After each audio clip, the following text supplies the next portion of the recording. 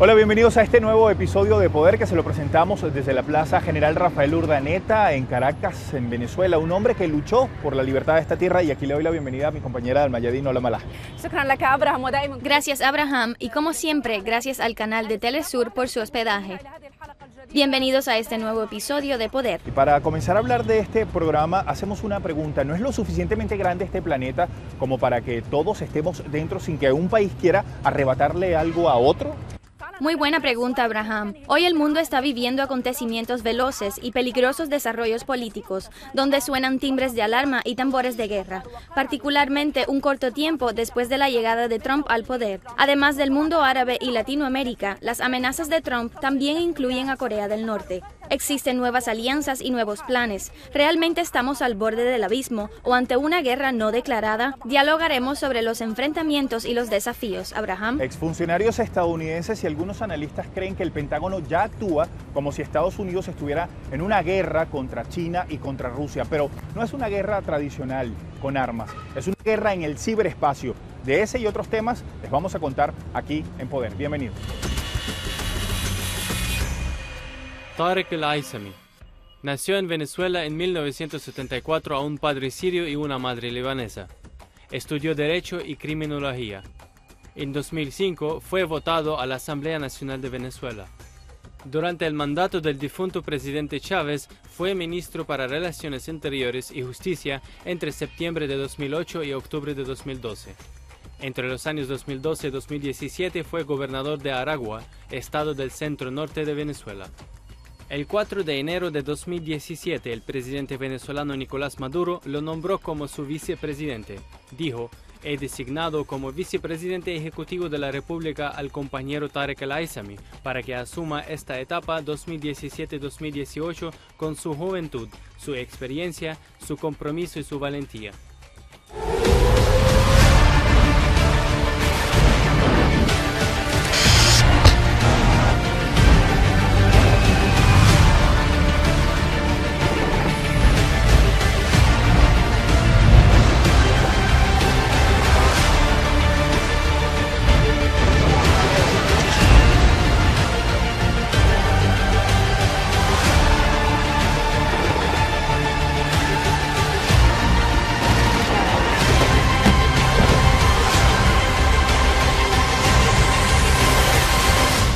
Agradecer al vicepresidente de la República Bolivariana de Venezuela por aceptar esta entrevista para Poder, programa hecho por Al-Mayadeen y por Telesur, y por recibirnos en su despacho, vicepresidente. Gracias. Bienvenidos. Bienvenido al programa, señor vicepresidente.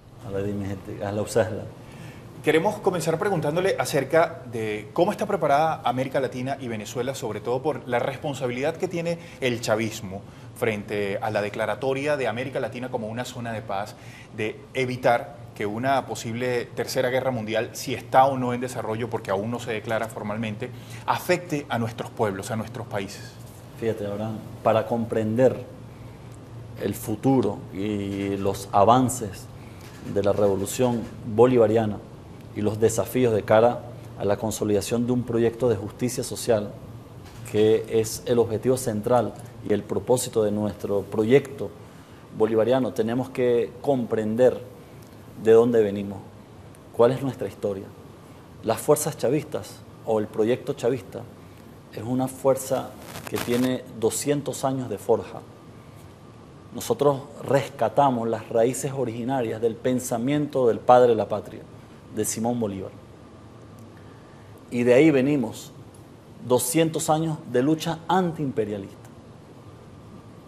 Bolívar en 1829 tiene un pensamiento muy famoso. Los Estados Unidos de Norteamérica parecen predestinados por la providencia a plagar la América de miseria en nombre de la libertad. 1829, casi ya 190 años. Y ese mismo pensamiento antiimperialista de Bolívar es hoy la bandera de la revolución bolivariana. Nosotros venimos forjando este proyecto durante siglos, 2 siglos casi ya. Luego de Bolívar, Zamora, que recogió también el pensamiento antiimperialista, que fue un héroe de nuestra historia que pregonó la justicia social, selló su gloria, como ustedes saben, en la batalla de Santa Inés en 1859, 10 de diciembre, y luego de Zamora, nuevamente la traición, como Bolívar. Bolívar en 1830 muere traicionado. Aquel proyecto de la América Grande, de la Patria Grande, fue apuñaleado por las oligarquías de Colombia y las oligarquías de Venezuela.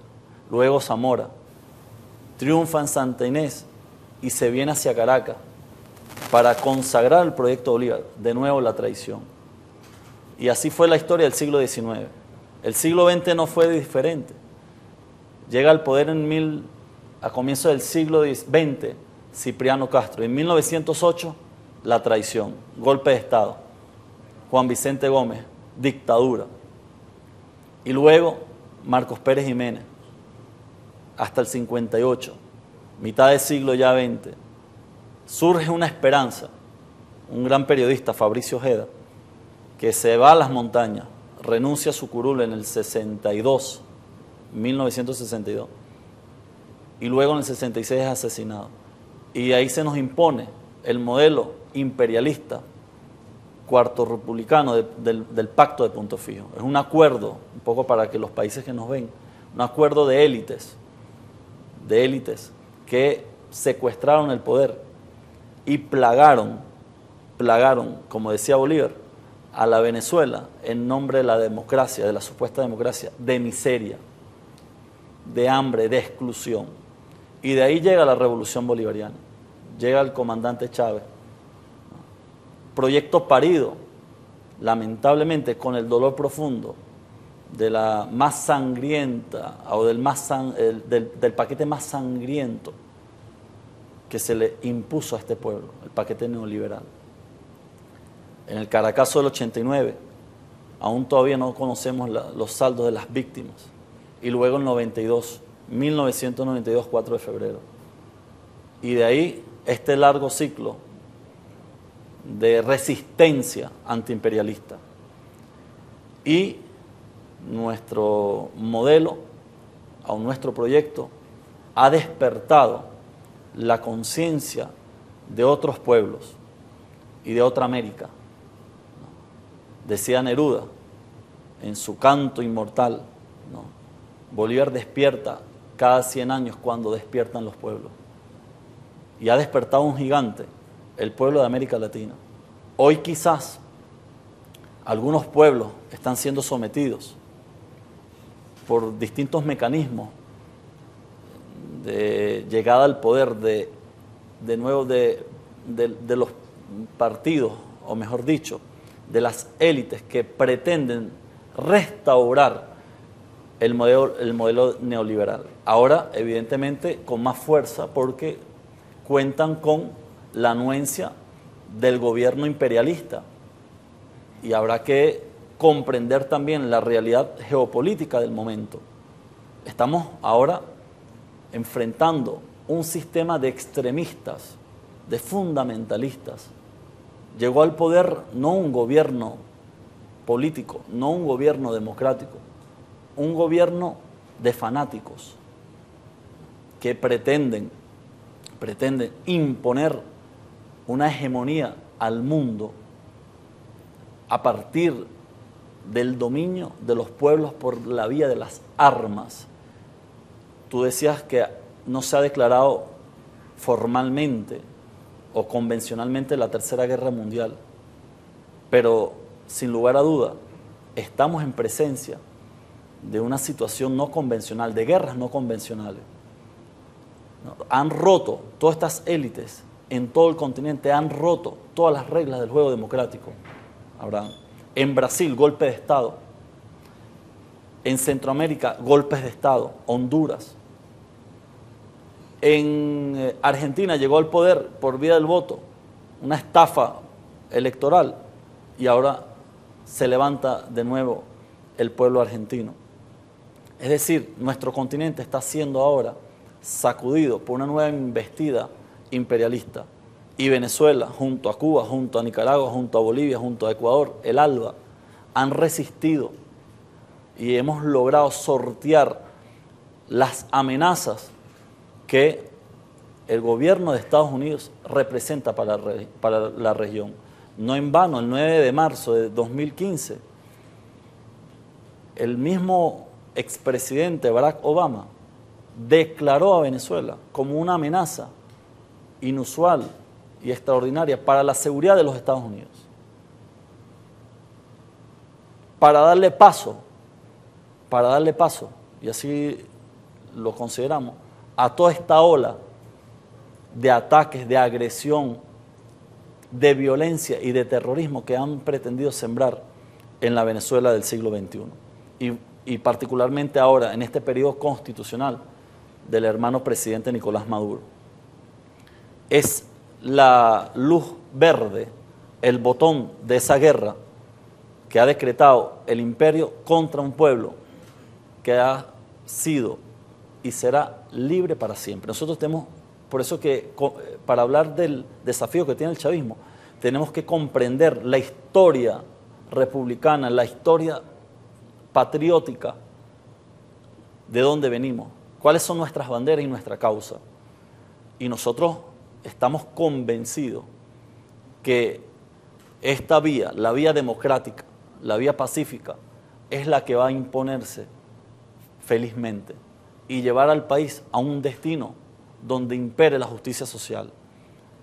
20 años han transcurrido, Abraham y Ola, 20 años han transcurrido desde el 19 de abril de 1997, cuando estábamos en una encrucijada muy parecida a esta, hace 2 décadas, luego de la salida del comandante Hugo Chávez de la cárcel de la Dignidad, luego de la rebelión del 4 de febrero.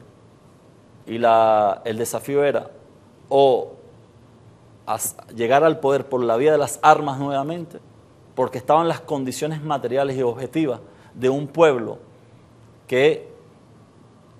cuyo gobierno y cuyo sistema político para el momento estaba colapsado.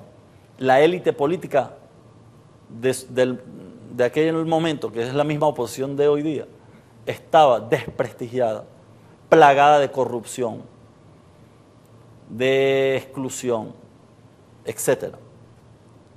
Y la vía electoral.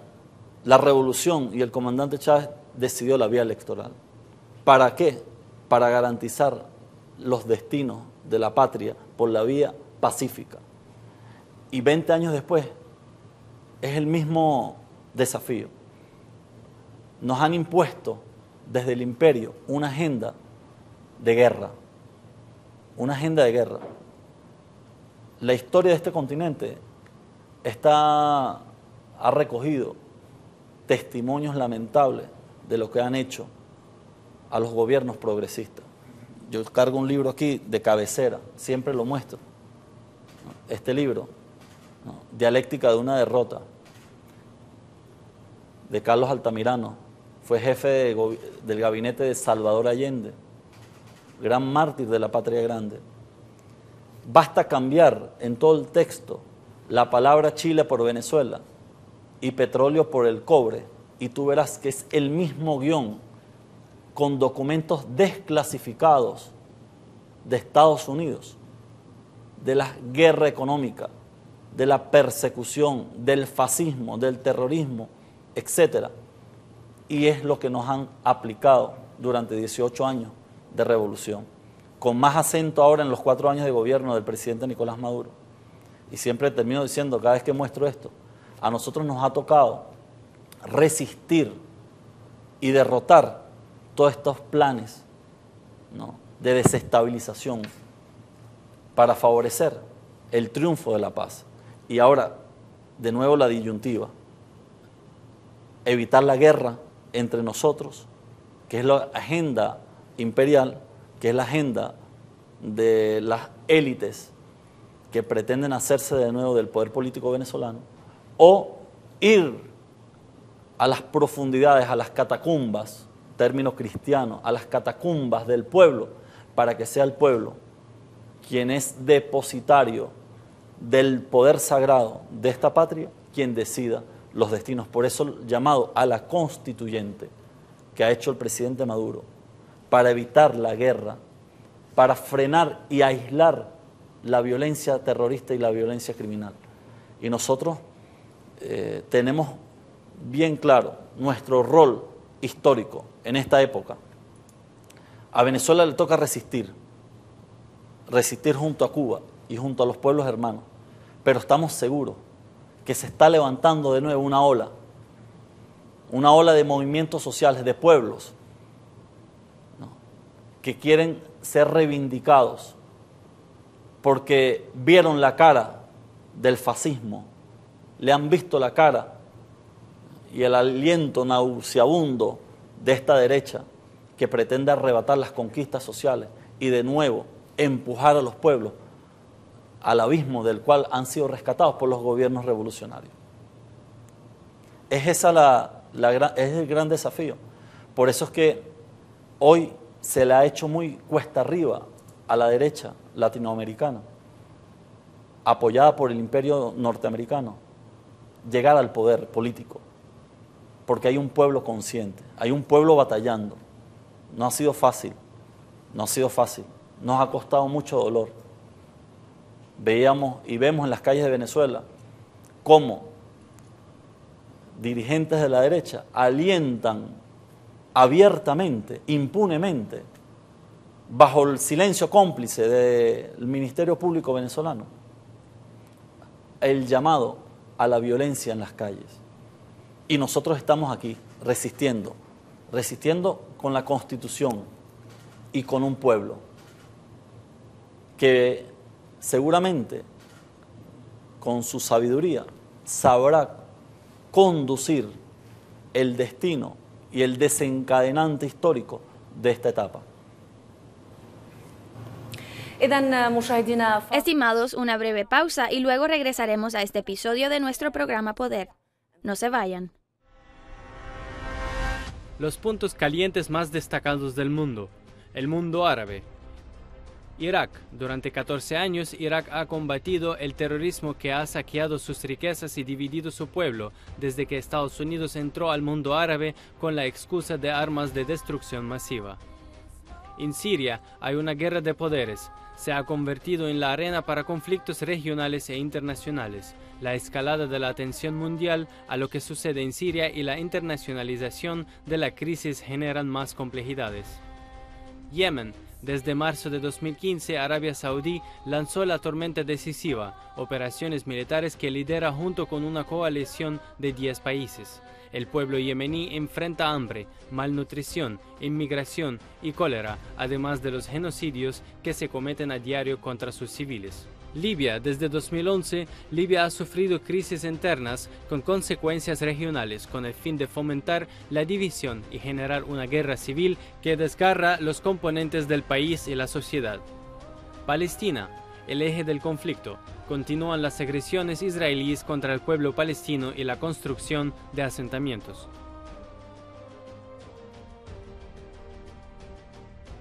Irán y países del Golfo Arábico. Las relaciones entre Irán y el Consejo de Cooperación del Golfo, en particular el Reino de Arabia Saudí, son sumamente tensas debido a las diferencias políticas. Las tensas relaciones entre Irán y Arabia Saudí y la rivalidad regional entre ambos países se deben a varias razones, como la complejidad de los distintos planes regionales, ya sean en Irak, Siria o Yemen, y la naturaleza aguda de la rivalidad regional entre ambas partes al respecto. Tensión en las relaciones entre Qatar y los países del Consejo de Cooperación del Golfo y hasta se han cortado las relaciones diplomáticas entre algunos países.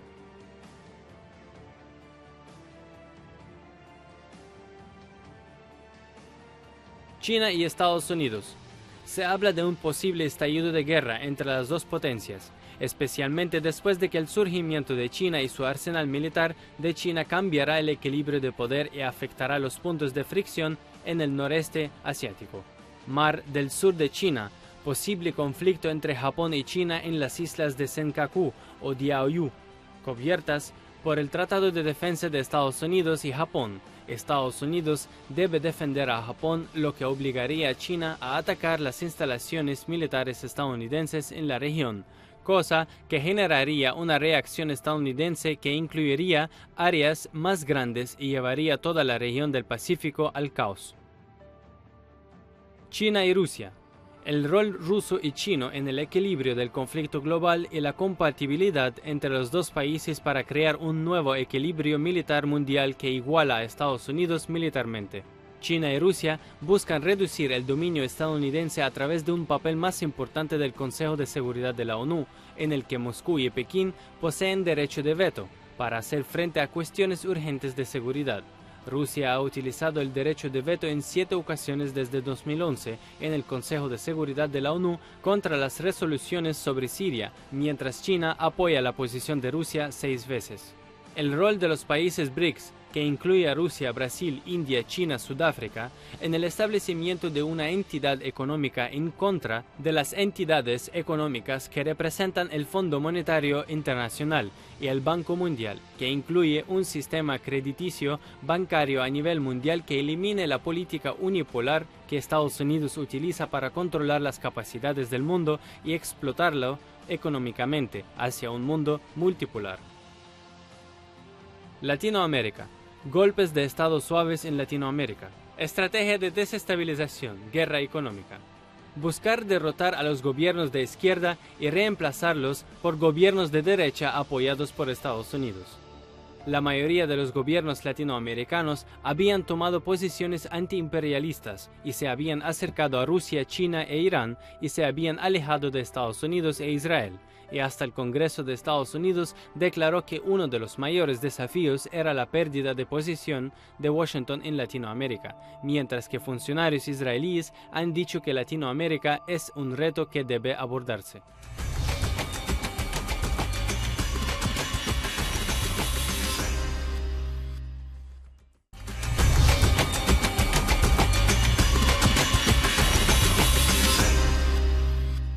Seguimos conversando con el vicepresidente de la República Bolivariana de Venezuela, Tarek El Aissami, acerca de los tambores de guerra que se escuchan en el mundo. Seguimos. Señor Tarek, hemos visto últimamente la celebración de los dirigentes árabes por la llegada de Trump a Arabia Saudita. Trump luego viajó directamente de Arabia Saudita a Israel. También hemos visto los bombardeos estadounidenses a Siria y también bombardeos israelíes a Siria, al mismo tiempo que se daban conversaciones sobre una OTAN árabe-israelí en contra del eje de resistencia en general. Primero, en su opinión, ¿qué sucede entre bastidores? ¿Qué tan seria es esta OTAN que surge hoy entre los árabes e Israel y realmente derrotará al eje de la resistencia?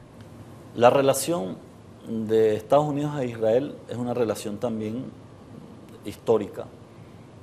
Ustedes saben que el lobby sionista tiene dominio absoluto sobre las élites que gobiernan en Estados Unidos.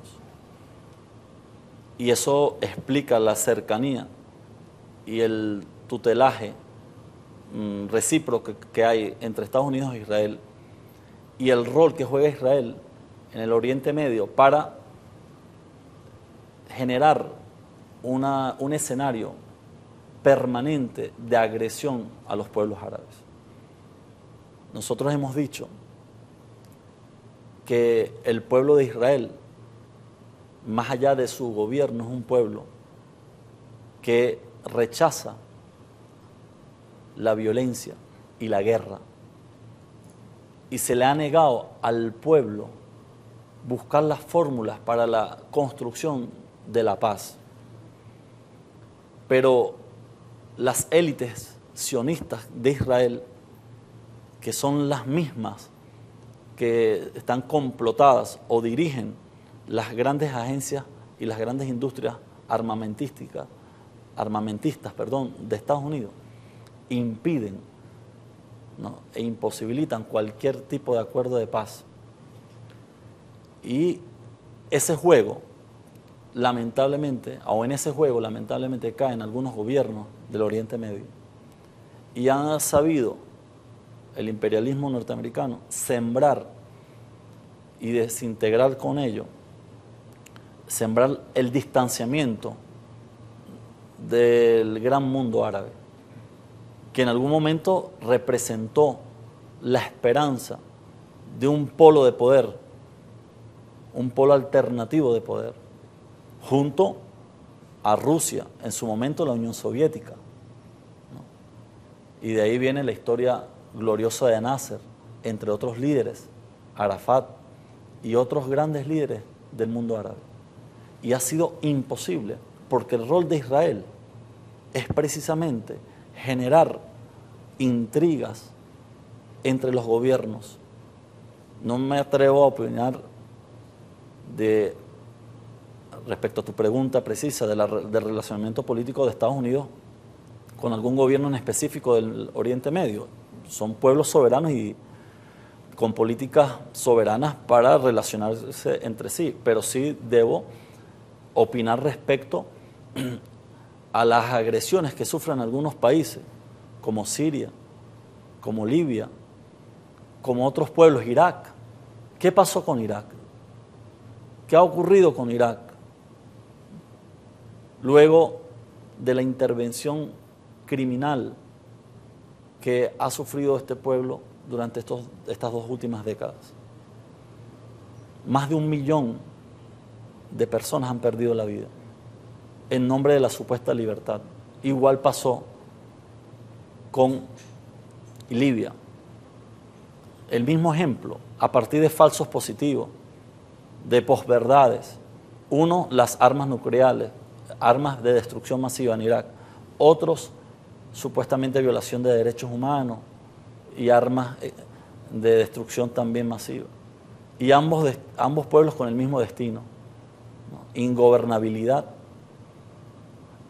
crímenes atroces, desestabilización, oleadas de refugiados que migran huyendo de las guerras hacia Europa.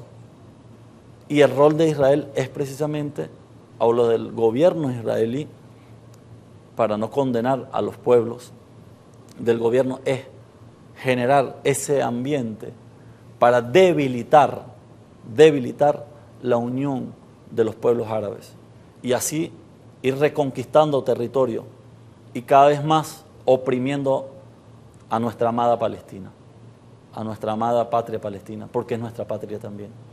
Cualquier patria y cualquier pueblo que lucha por su independencia es nuestro y es de nuestra causa. Y ese rol de Estados Unidos y específicamente de Trump, del presidente Trump, forma parte de la agenda del Pentágono. No ha hecho nada distinto a lo que han hecho los últimos 5 presidentes norteamericanos, tanto para el Oriente Medio como también para la América Latina. Solo que aquí en Venezuela se han conseguido con un pueblo que tiene 200 años de lucha y que hoy tenemos un gobierno muy fortalecido en las bases populares, y que ha logrado demostrar que sí es posible construir un modelo de gobierno de inclusión, de justicia social, porque aquí también tenemos que comprender que todo este interés del imperialismo sobre la América evidentemente tiene un propósito inobjetable, que es hacerse de las riquezas de Venezuela. Somos el país con la más grande reserva de petróleo del mundo. Tenemos oro, bauxita, coltán, gas, agua, y constituimos evidentemente un objetivo de interés estratégico para los Estados Unidos. Y es por eso que la agenda que hay sobre nuestro país no es otra sino la dominación, con la participación de una élite de cipayos, tomando el término del Papa Francisco, de cipayos que se han prestado para servirle al imperialismo su agenda y su lamentable postura sobre la América. Nosotros hemos denunciado y seguimos denunciando con mucha fuerza y ahora quizás con un rol histórico porque nos ha tocado atravesar esta coyuntura donde se ha hecho del poder norteamericano los representantes de la más rancia, reaccionaria y criminal derecha.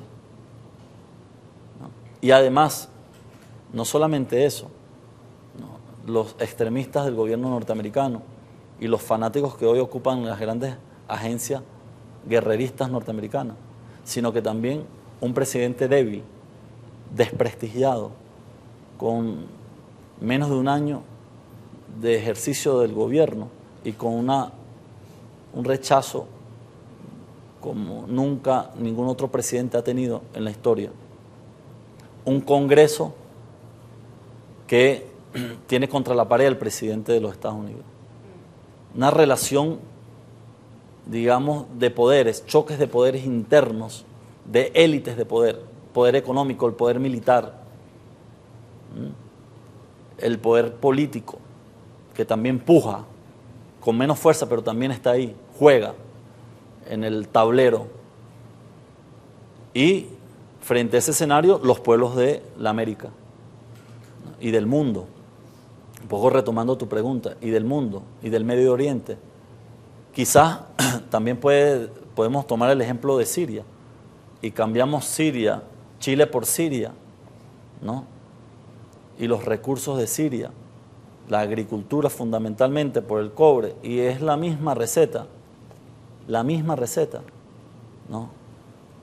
Se pretende imponerle al mundo, desde los Estados Unidos, una hegemonía y una agenda de dominio, ¿no?, imperial, solo para satisfacer los intereses norteamericanos, ¿no? Y por eso es que el comandante Hugo Chávez sabiamente presentó en el Plan de la Patria como cuarto objetivo histórico el rol que tiene Venezuela en la construcción de un mundo multipolar, pluricéntrico, y es por eso nuestra relación hoy muy fortalecida con los polos de poder emergente.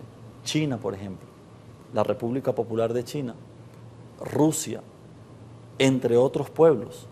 Digo, estos dos países que son la India, que también representa otro poder, otro polo de poder emergente, que son grandes y no necesariamente son imperios. Y ahí están pujando también. Veía, antes de entrar aquí, un cable de una agencia de noticias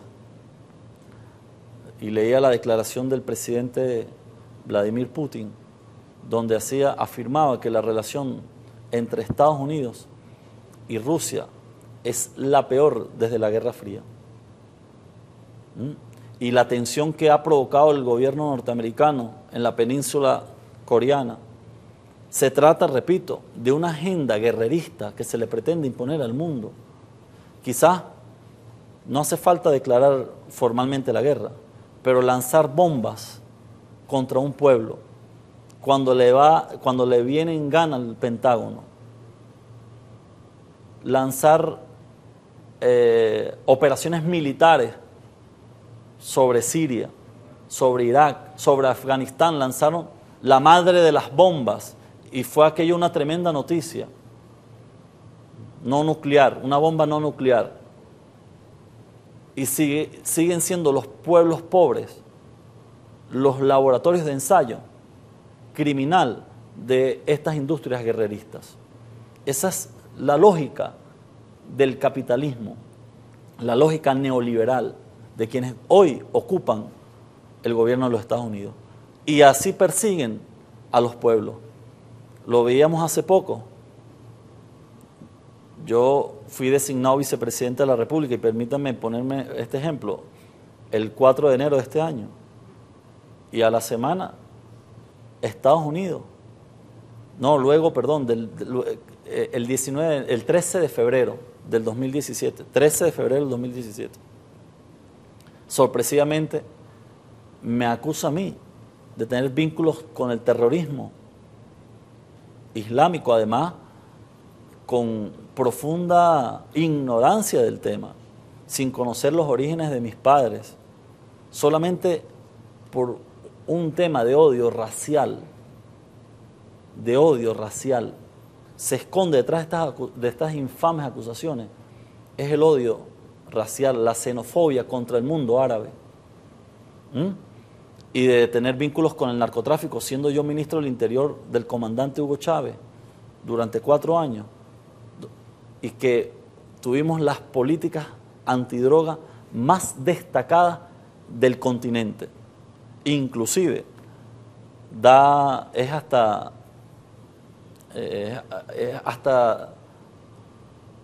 gracioso, quizás no sé si sea el término exacto, pero es hasta contradictorio, que el propio gobierno de los Estados Unidos, a quien en su momento me felicitaron, tenemos felicitaciones por escrito del gobierno de los Estados Unidos por haber capturado y haber golpeado el narcotráfico, hoy sean ellos los que me acusen a mí, ¿verdad?, de tener vínculos y nexos. Pero más allá de la mentira, de la manipulación, lo que hay detrás de eso es un profundo odio racial, xenofobia, porque yo soy de origen árabe.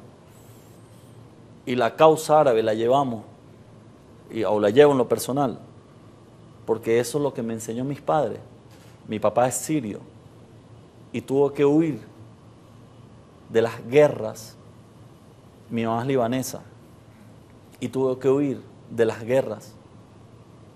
Y veíamos recientemente un niño sirio declarándole al mundo: yo no me quiero ir de Siria, paren la guerra, detengan la guerra. Lo que está provocando Estados Unidos e Israel en el Oriente Medio es una situación dramática que le abre las puertas a una situación impredecible en sus consecuencias. Lo alertaba mucho Fidel Castro, nuestro comandante Fidel Castro. Lo alertó de muchísimo. Y siempre él fue uno de los grandes hombres de la historia que impulsó el desarme nuclear. Y lo que están ocasionando en el Medio Oriente, en África, en el norte de África, particularmente en Libia, es generar las condiciones para un estallido mundial con consecuencias impredecibles. También está la puja en Corea, la península coreana. ¿Cuál es el propósito? Uno se pregunta, pudiésemos preguntarnos, ¿cuál es el propósito o el interés del imperialismo de pretender generar el caos en el mundo? Y la respuesta es sencilla. La respuesta es sencilla. Destruir y gobernarás. Destruye y gobernarás. Esa es la historia triste, pero no lo decimos nosotros hoy. Lo dijo Bolívar hace 190 años, por eso te decía. Lo predijo Bolívar. Ahora, vicepresidente, estos ataques contra Venezuela, que son de enormes proporciones, y los planes de intervención que parece que no se van a detener nunca, porque desde el momento que llegó la revolución no han parado. ¿Cuál es el estatus que ustedes consideran en este momento está esa batalla? Y además de eso, ¿ellos están ganando la guerra, cree usted?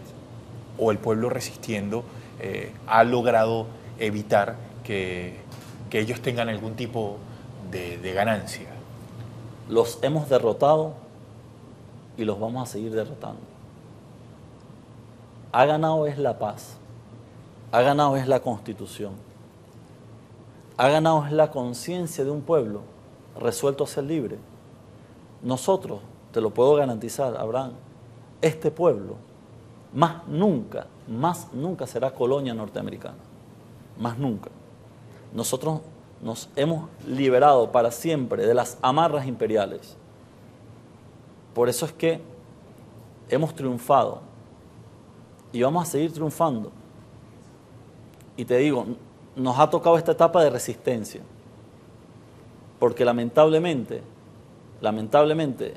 por distintas vías, te lo decía, han llegado al poder gobiernos proimperialistas y se han prestado para la jugada miserable de pretender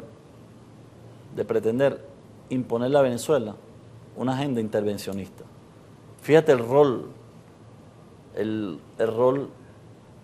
despreciable y decadente del actual secretario general de gobierno, Luis Almagro, el secretario general de la OEA, corrijo, Luis Almagro. Su obsesión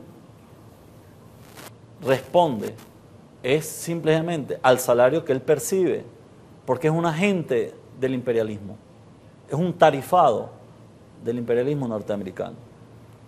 Y se hace la vista gorda con todos los grandes temas que afectan directamente a los pueblos de nuestra América. ¿Por qué no habla de la dictadura y del padecimiento que hoy sufre Brasil? ¿Por qué no habla y no se ha pronunciado absolutamente nada en contra de los 43 estudiantes desaparecidos en México, el muro, la discriminación racial, las políticas migratorias criminales que hay en Estados Unidos contra los pueblos de América Latina? No hemos visto una OEA decir nada y pareciese que su única obsesión fuese Venezuela. Por eso decimos, Abraham, nosotros hemos vencido. La retirada de Venezuela representa una postura de dignidad. A nosotros no nos van a hacer rendir y no nos van a hacer arrodillar, menos que menos, porque tenemos en primer lugar a un presidente hijo de Chávez, me refiero al compañero Nicolás Maduro, un gran ser humano, en lo personal lo conozco como hermano, de alma pura, pero es un revolucionario auténtico y que ha sabido conducir con visión de estadista los destinos de Venezuela y ha evitado una guerra civil, que es el propósito final que persigue los Estados Unidos en Venezuela. Y todas estas acciones de agresión, de injerencismo, de intenciones de intervención, de intervencionismo contra nuestra patria y nuestro pueblo. Así que te puedo decir con absoluta certeza, nosotros hemos triunfado y los vamos a seguir derrotando, porque hay un pueblo, y tú lo verás ahora expresarse en este próximo evento electoral de la Constituyente, donde le estamos cediendo el poder pleno, absoluto, al pueblo venezolano, para que sea quien dirima y quien conduzca con la sabiduría, con el tino y los poderes creadores del pueblo, ¿no? Decía Aquiles Nazoa, las próximas generaciones del porvenir. ¿Qué nos toca a nosotros? Seguir fomentando y promoviendo la integración latinoamericana, la unión entre los pueblos, el ALBA, la UNASUR, y ahí van los pueblos levantándose. Fíjate lo que está ocurriendo, y perdóname que repita el tema de Brasil, gobierno que llegó por vía de un golpe de Estado institucional, ahora está plagado de corrupción, de abusos, de violaciones de derechos humanos, etc. Y un pueblo en la calle resistiendo. ¿Qué ocurre en Argentina contra un gobierno neoliberal que ha echado atrás todos los avances y las conquistas sociales generados a partir de los gobiernos de Néstor Kirchner y la presidenta Cristina Fernández de Kirchner? ¿No? Son realidades inobjetables. ¿Qué está ocurriendo ahora mismo en Colombia? ¿Qué está ocurriendo ahora mismo en Centroamérica? Son épocas. Dijo el presidente Correa, no es una época de cambio, es un cambio de época. Ahora estamos en una época de cambios, porque el cambio ya se dio. Ya la época cambió.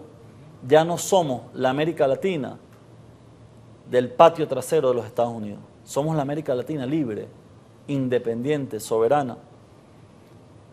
Y ahora le toca a los pueblos hablar, y están hablando con mucha fuerza. En Venezuela, si no hubiese existido un gobierno revolucionario, ten la plena seguridad que estuviésemos sumergidos en la más tenebrosa, espantosa crisis de todo tipo. Ha sido la revolución la que ha frenado y ha detenido y ha revertido inclusive los indicadores de todo tipo, de pobreza, de exclusión, de desigualdad. Indicadores claros, no medidos por nosotros, por Naciones Unidas, pero como es un modelo exitoso, de desarrollo exitoso, la puñalada del imperio norteamericano está permanentemente al acecho para que no sea ejemplo para el resto del mundo. Es la verdad, es la absoluta verdad. La revolución bolivariana hoy es esperanza para otros pueblos. Y nos han dicho, y así lo han manifestado los distintos mensajes de solidaridad que hemos recibido de todo el mundo, Venezuela debe resistir, porque su modelo es un modelo que demuestra la recuperación y la participación y el ejercicio del poder en manos del pueblo. Aquí gobierna el pueblo de a pie, no gobiernan las élites económicas, no gobiernan los títeres puestos por el Departamento de Estado. Aquí gobierna un presidente que no depende de una llamada del embajador de los Estados Unidos. Aquí gobierna un presidente soberano, digno. Aquí gobierna el pueblo humilde. Aquí gobierna nuestra historia. Por eso es que, te reitero, estamos venciendo y esta victoria es irreversible.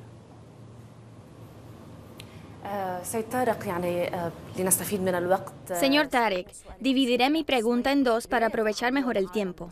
Respecto a los países del sur, ¿qué se espera hoy de estos países, tanto en el mundo árabe como en el latinoamericano, que hoy son escenarios de guerras? ¿Qué pasos se espera que den en este enfrentamiento? ¿Cómo ve el futuro de los países del sur, tanto en el mundo árabe como en Latinoamérica? Esto sobre los países del sur en ambos mundos, pero en general, en el mundo hoy después de las amenazas estadounidenses a Corea del Norte, siguiendo aquellas a los mundos latinoamericano y árabe. En su opinión, ¿estamos realmente ante una tercera guerra mundial? Los pueblos del norte, o el mundo del norte, o los países del norte, los países del norte tienen que comprender que la realidad hoy día de los pueblos difiere ya a las épocas coloniales. Ya no podemos entendernos sino entre iguales. Hoy nosotros, Venezuela, y especialmente el presidente Nicolás Maduro, preside la Organización de los Países No Alineados. Es un espacio donde concurren todos los pueblos que han elevado su agenda antiimperial. La obligación de los países del norte es generar condiciones de entendimiento entre los pueblos y dejar de imponer las agendas intervencionistas. Los países del norte tienen que entender que América Latina, los pueblos árabes, deben encontrar la solución de sus situaciones internas, de sus necesidades, de su problema, en el mismo pueblo. En consecuencia, no habrá posibilidad de comprensión, de un diálogo de civilizaciones, en tanto y cuanto se pretenda desde el gobierno de los Estados Unidos y desde algunos otros países del norte tratar de vernos como desiguales. Ya el mundo cambió. Ya no es el mundo del siglo XX. Ya no es el mundo del siglo XIX, mucho menos del siglo XIX. Que pareciese que el dominio era por la capacidad bélica y militar, pero ni siquiera eso. Porque Estados Unidos ha sido derrotada inclusive militarmente en algunos escenarios. La derrota más emblemática ha sido la de Vietnam en el siglo XX. Ahora, los países del norte tienen una carga de responsabilidad ante la historia de la civilización humana. Pero grupos minúsculos son los que han dirigido la política exterior, sobre todo de los grandes centros de poder mundial. Predomina en ese juego de poder el sionismo. Predomina porque sabemos que tiene una gran capacidad, ¿no?, militar o de control sobre la industria militar mundial. Quizás sea más específico. Si estamos en una tercera guerra mundial o no, lo decía hace rato, yo creo que ya cuando un país de manera arbitraria, sin respetar el Consejo de Seguridad de Naciones Unidas, ya Naciones Unidas, el modelo de Naciones Unidas es un modelo agotado inclusive.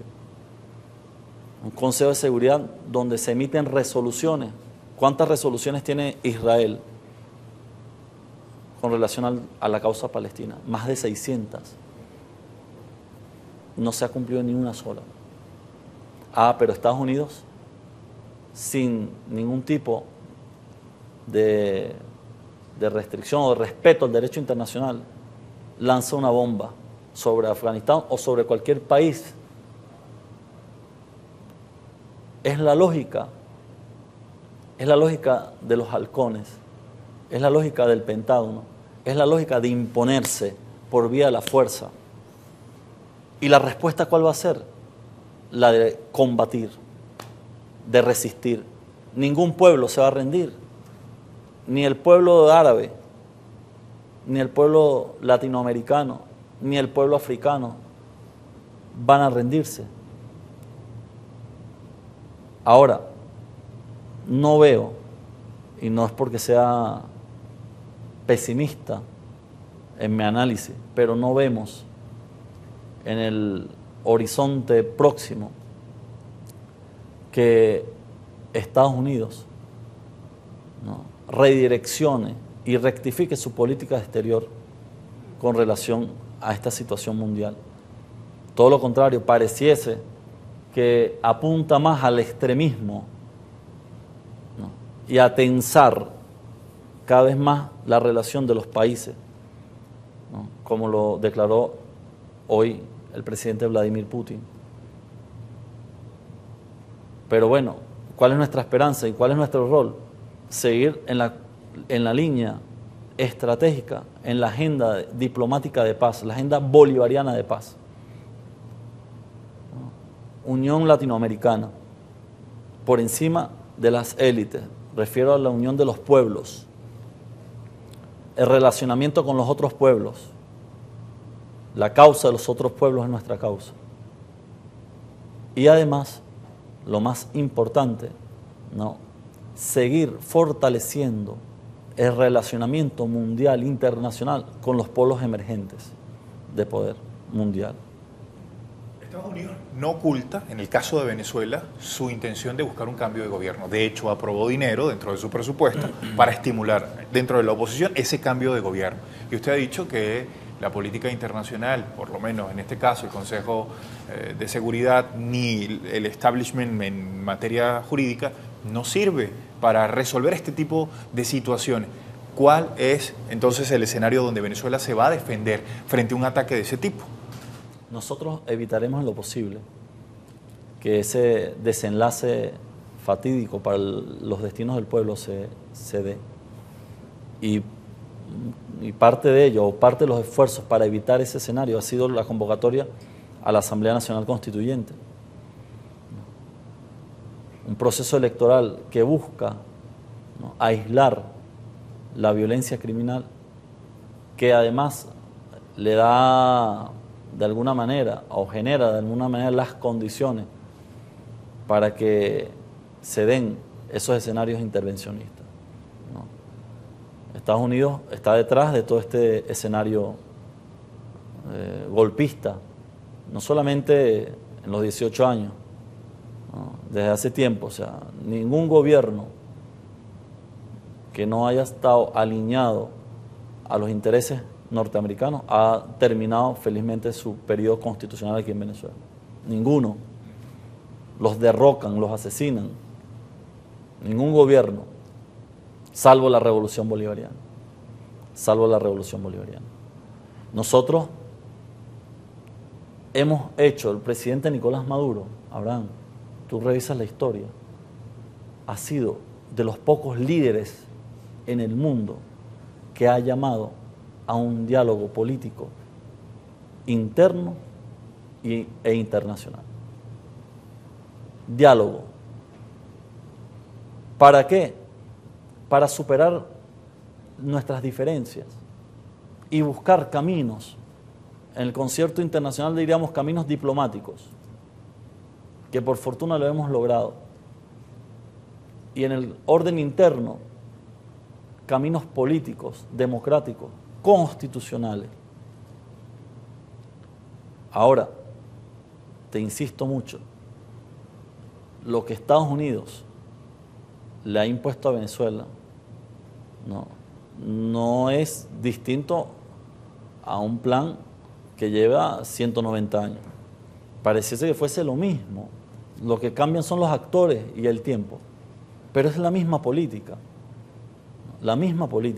injerencista, colonialista, de dominación, etcétera, etcétera. No hay otro interés del gobierno de los Estados Unidos. Apenas se hizo del poder el presidente Donald Trump, ¿cuál fue el llamado del presidente Maduro? Le dijo, no se deje o no deje que lo lleven por los caminos fracasados de la violencia que transitó el presidente Bush, que transitó el presidente Obama. ¿Y cuál fue la primera respuesta del presidente Obama? Casi que dar la orden, o dio la orden, fuego a discreción. Fuego a discreción. Y hemos estado resistiendo. Se ha encrudecido el bloqueo financiero contra Venezuela. Se ha pretendido sabotear nuestro sistema financiero económico. Han tratado de golpearnos duramente, sobre todo lo referido al tema de alimentación y medicamentos. Pero ahí vamos, ¿no? Superando, venciendo, porque conocemos la historia, conocemos lo que ocurrió en Chile. Fíjate tú, este sábado la oposición venezolana, la derecha venezolana, ha convocado una manifestación llamada la manifestación de las ollas vacías. Uno cierra los ojos y parece que estuviese hablando en el 72 de Chile, año 1973, meses antes. Hicieron lo mismo a Salvador Allende, la marcha de las ollas vacías. Igualito, hasta son malos para imitar guiones imperiales. No son originales ni siquiera. Como ya sabemos el guión, nosotros podemos garantizar, o les hemos garantizado a ellos, es que todos estos planes tienen un destino único, que es la derrota. Y nosotros seguimos haciendo los esfuerzos necesarios para que exista el respeto absoluto y el reconocimiento a nuestro modelo. ¿Cuánto tardó Estados Unidos para reconocer el proyecto revolucionario, soberano de Cuba? Más de 60 años. Pareciese que ahora también los extremistas decidieron apuñalar aquello. De nuevo, ¿no? De nuevo se echa para atrás lo que tanto esfuerzo, de alguna manera, y uno pudiese decir, el rayito de luz que llegó a la élite política de Estados Unidos, ahora es asesinada la esperanza de volver a reconocernos, o a reconocer en este caso a Cuba, como proyecto político y como un pueblo independiente. Uno se pregunta, ¿cuánto le costará a Estados Unidos o cuánto tardará Estados Unidos para que comprenda que nuestro proyecto es un proyecto histórico? Somos demócratas, ante todo somos demócratas. Llegamos aquí por decisión soberana del pueblo y nos mantenemos aquí obedeciendo el mandato sagrado del pueblo. En la medida que esto no le quede claro a los que gobiernan, a los extremistas que gobiernan en Estados Unidos, y como tú lo dominaste, el establishment norteamericano, es imposible que ellos puedan tener claridad de la idiosincrasia de nuestras realidades, de nuestros problemas, y mucho menos van a poder detener el curso irreversible de un proyecto que ha recogido las banderas auténticas del pensamiento de Bolívar, del padre libertador de 6 naciones. No lo van a poder comprender. Son 2 modelos, 2 pujas, ¿no? El bolivarianismo por un lado, que representamos nosotros, y la doctrina monroeísta por otro lado, que pareciese ser que tiene ahora más vigencia que antes, ¿no? Digo más vigencia con el proyecto que hoy gobierna en Estados Unidos, o con la élite que gobierna en Estados Unidos. Nosotros solo hemos pedido es el respeto absoluto a nuestra soberanía, a nuestro modelo, a nuestro proyecto, que se nos reconozca como pueblo independiente. Es lo único que pedimos. El señor Tarek El Aissami, vicepresidente venezolano, muchísimas gracias por habernos acompañado en este episodio de Poder. Shukran Ili.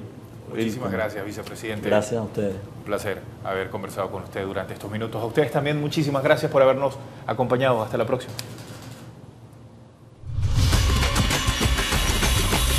Pese a los tambores de guerra, América Latina sigue firme en ser una región de paz. Así finalizamos nuestro programa Poder. Juntos más fuertes. Man, Nasta Tía.